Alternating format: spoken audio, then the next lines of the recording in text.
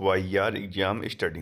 आज है 24 मार्च और इससे जुड़े जितने इम्पोर्टेंट करंट क्वेश्चन बनने वाले हैं हम इस वीडियो में डिस्कस करेंगे। वीडियो की जो पीडीएफ होगी वो हमारे टेलीग्राम चैनल मिल जाएगा, जिसका लिंक वीडियो के डिस्क्रिप्शन बॉक्स में दिया गया है। और बता दें, इस वीडियो के अंत में एक क्वेश्चन दिया जाता है, क्वेश्चन और उससे जुड़े जितने फैक्ट हैं आपको लिखने चाहिए। तो चलिए शुरू करते हैं। तो देखते हैं पहले कल के प्रश्न का उत्तर। हाल ही में किस राज्य ने इंदिरा अम्मा फैमिली लाइफ इंश्योरेंस योजना और एक नई कैशलेस स्वास्थ्य योजना की शुरुआत की घोषणा की है? तो किसने की है? या की है तेलंगाना ने। तो किसने? तेलंगाना ने। तो चलिए देखते हैं आज का करंट अफेयर। तो हाल ही में विश्व मौसम विज्ञान दिवस कब मनाया गया? तो विश्व मौसम विज्ञान दिवस यह मनाया गया कब? यह मनाया गया है 23 मार्च को। विश्व मौसम विज्ञान दिवस हर वर्ष 23 मार्च को मनाया जाता है। यह दिन मौसम और जलवायु विज्ञान के महत्व को उजागर करता है।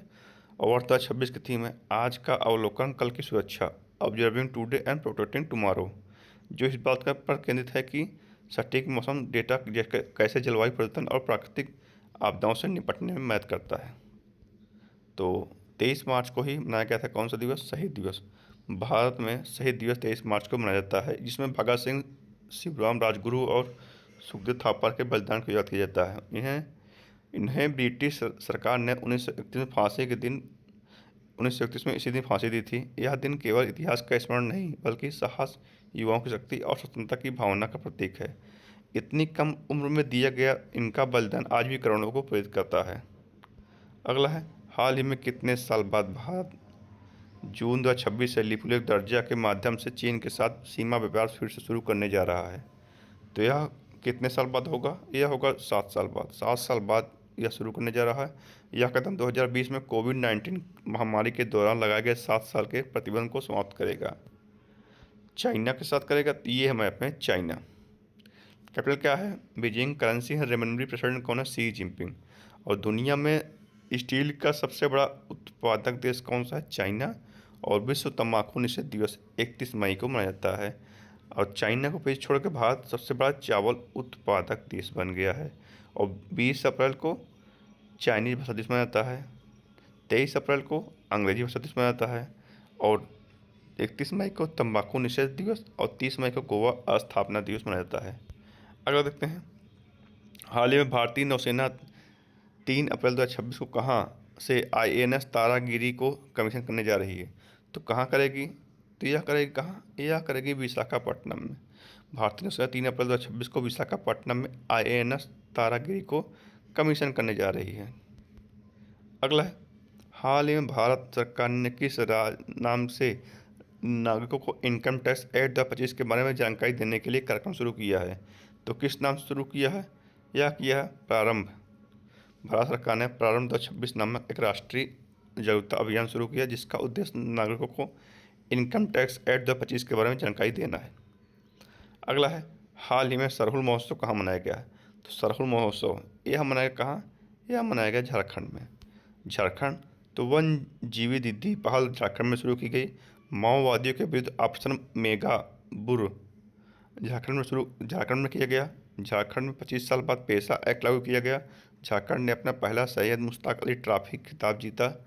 भारत सरकार ने झारखंड में स्थित गोंडा थर्मल प्लांट को राष्ट्रीय बिजली ग्रिड से जोड़ने की मंजूरी दी है।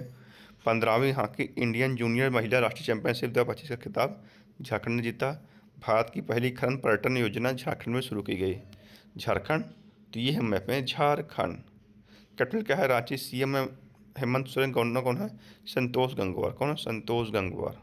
अगला है, हाल ही में कार्बन बाजारों पर अंतर्राष्ट्रीय सम्मेलन प्रकृति 2026 किस शहर में शुरू की गई है? तो यह कहाँ शुरू की गई है? तो इसकी शुरुआत की गई कहाँ? यह की गई है नई दिल्ली में।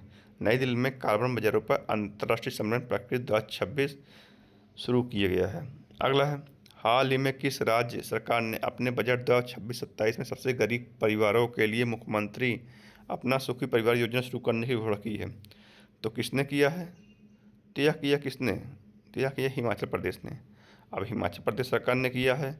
तो भारत का दूसरा ट्यूलिप गार्डन हिमाचल प्रदेश में स्थापित किया गया। हिमाचल प्रदेश ने पढ़ाई विद AI नामक शिक्षा कार्यक्रम शुरू किया। 25 जनवरी 2026 को हिमाचल प्रदेश का 56वां स्थापना दिवस मनाया गया। एमएसएमई मंत्रालय ने हिमाचल प्रदेश में नए टेक्नोलॉजी सेंटर को मंजूरी दी है। हट्टी जनजाति द्वारा बोडो त्यौहार हिमाचल प्रदेश में शुरू किया गया। हिमाचल प्रदेश के मुख्यमंत्री ने ग्रीन टू गोल्ड पहल का आरंभ किया। हिमाचल प्रदेश सरकार को इलेक्ट्रॉनिक्स और सूचना प्रौद्योगिकी मंत्रालय द्वारा प्रतिष्ठित पीपल्स अवार्ड दिया गया। अगला है हिमाचल प्रदेश, तो ये है मैप में हिमाचल प्रदेश। कैपिटल क्या है? कैपिटल क्या है? शिमला। और गवर्नर सीएम कौन है? सुखविंदर सुक्खू। गवर्नर कौन बने हैं? गवर्नर कौन है? शिव प्रताप शुक्ला। नहीं, ये मैं थोड़ा गलत हो गया, चेंज हो गया है। तो अभी वहाँ पर गवर्नर चेंज हो गए हैं, ठीक है। तो और सेब और चेरी के उत्पादन में प्रथम स्थान पर कौन है? कौन है प्रथम स्थान पे है? कौन? यह हिमाचल प्रदेश है। अगला है हाल ही में एग्री विजन कृषि युवा संसद 2026 नामक कृषि सम्मेलन का आयोजन किस राज्य में किया गया? तो कहाँ किया गया? यह किया गया है मणिपुर में। कहाँ? मणिपुर में। मणिपुर, तो ये मैप में मणिपुर। कैपिटल क्या है? इम्फाल। गवर्नर कौन है मणिपुर के? अजय कुमार भल्ला। और चीफ मिनिस्टर कौन है? युमनाम खेमचंद सिंह। कौन है? युमनाम खेमचंद सिंह। अगला है हाल ही में 49वीं UNESCO sunrise junior national badminton championship का आयोजन किस राज्य में किया गया? तो कहाँ किया गया है? तो इसका आयोजन किया गया कहाँ? इसका आयोजन किया गया है सिक्किम में। सिक्किम में 49वीं UNESCO sunrise junior national badminton championship 2026 का आयोजन किया गया है। अब सिक्किम, तो इंडियन आर्किड फेस्टिवल 2026 सिक्किम में आयोजित किया गया। सिक्किम में स्थित पाकयोंग एयरपोर्ट का नाम बदलकर स्वतंत्रता सेनानी त्रिलोचन पोखरेल के नाम पर रखा जाएगा। सिक्किम में चुंगथांग लाचेन एक्सिस और तारा चू ब्रिज का उद्घाटन किया गया। भारतीय सेना ने पूर्वी सिक्किम में ऊंचे इलाकों में फंसे पर्यटकों को बचाने के लिए ऑपरेशन हिमराहत चलाया है। सिक्किम, तो ये है मैप में सिक्किम। सिक्किम की कैपिटल क्या है? गंगटोक। सीएम है प्रेम सिंह तमांग। गवर्नर कौन है? ओम प्रकाश माथुर। भारत में सबसे कम आबादी वाला राज्य कौन है? सिक्किम। भारत का दूसरा सबसे छोटा राज्य कौन है? सिक्किम। और सिक्किम भारत का पहला 100% जैविक राज्य है। और सिक्किम में खोचपल्ली आर्द्रभूमि राम स्थल जोड़ा गया। और तुकबुक के साथ पुंगटोंग का उल्लेख मिलता है, जो सिक्किम में के पारंपरिक वाद्य यंत्र हैं। इनको जय टैग प्रदान किया गया है।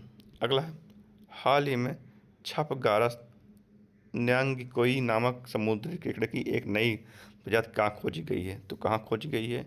यह खोजी गई है गोवा में। छपगारस न्यांगकोई नामक समुद्री केकड़े की एक नई प्रजाति गोवा में खोजी गई है। अगला है हाल ही में राष्ट्रीय जैव विविधता प्राधिकरण एनबीए द्वारा आक्रामक विदेशी प्रजातियों से निपटने के लिए गठित विशेष समिति का अध्यक्ष किसे नियुक्त किया गया है? तो किसे बना है? यह बने धनंजय मोहन।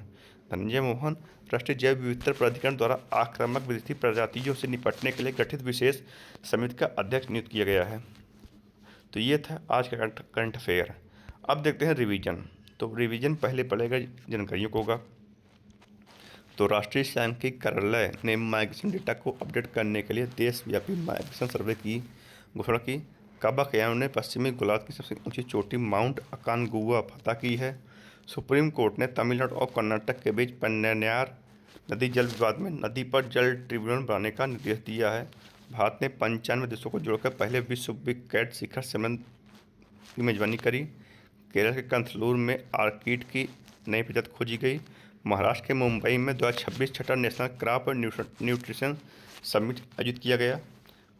पुलिस अनुसंधान और विकास ब्यूरो के 9वें राष्ट्रीय सम्मेलन का आयोजन आंध्र प्रदेश में किया गया है। तो 16 वर्ष से कम उम्र के बच्चों के लिए सोशल मीडिया पर प्रतिबंध लगाने वाला पहला यूरोपीय देश स्पेन बना है। भारत के देवनी मिमोर बुद्ध अवशेष पहली बार श्रीलंका भेजे गए।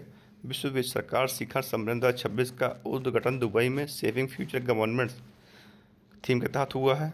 मेडिटेशन के लिए ग्रैमी अवार्ड दलाई लामा को दिया गया। स्पेन के वैज्ञानिकों ने पैंक्रियाटिक कैंसर का इलाज ढूंढ लिया है।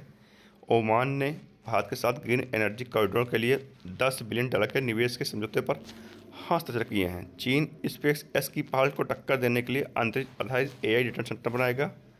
किर्गिस्तान ने भारत से जानवर और पशु उत्पादों से आयात पर प्रतिबंध लगा दिया है। तो ये था रिवीजन। अब पूछते हैं आपसे आज का प्रश्न।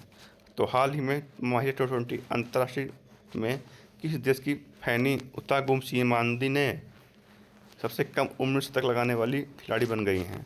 तो तो कौन बनी हैं या किस देश खिलाड़ी हैं? कौन? फैनी उतागुसिमानिंदे। तो किस देश खिलाड़ी हैं? आपको इसका उत्तर देना है कमेंट में। तो आज की इस वीडियो में इतना ही। अगर वीडियो पसंद है तो लाइक शेयर सब्सक्राइब कीजिए दोस्तों। धन्यवाद।